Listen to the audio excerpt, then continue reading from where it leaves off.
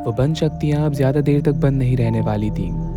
तीनों बहनों के किए हुए रिचुअल्स के चलते बबल्स में बहुत ज़्यादा क्रैक आ चुके थे और फिर एक ही पल में वो बबल फूट जाता है, जिसके चलते उसमें से मैसिव एनर्जी ब्लास्ट बाहर निकलता है। शक्तियाँ 4 हिस्सों में बँट जाती हैं, लेकिन सबसे ज़्यादा उसकी तरफ गई जिसका वो असली हिस्सा थी, आयरी के अंदर। आयरी एकदम से शक्तियों का तूफान बन चुकी थी, लेकिन वो अभी भी कुछ समझ नहीं पा रही थी कि उसके साथ क्या हो रहा है। दूसरी तरफ तीनों बहनों को शक्तियाँ मिल गई थी, लेकिन पूरी तरह से नहीं, जैसे कुछ अभी भी उनसे दूर हो।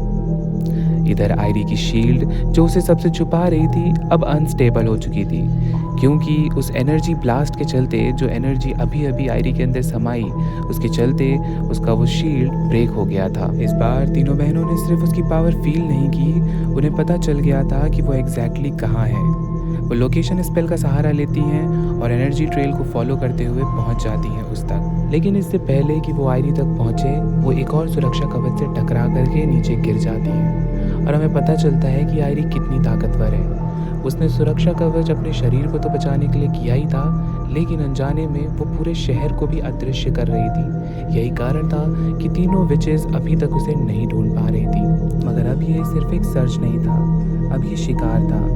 तीनों बहनें एक बार वापस खड़ी हो उठती हैं और अपनी शक्तियों को एक साथ मिला करके आयरी की उस कमज़ोर सुरक्षा कवच को तोड़ देती हैं। आयरी को भी ये फील होता है जैसे उसे कोई ढूंढ रहा हो, कोई उसके करीब आ रहा हो।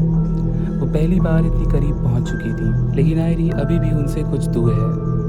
अब तक वो छुपी हुई थी, लेकिन अब वो मिलने वाली थी उन लोगों से जिनसे वो सबसे ज़्यादा दूर रहना चाहती थी।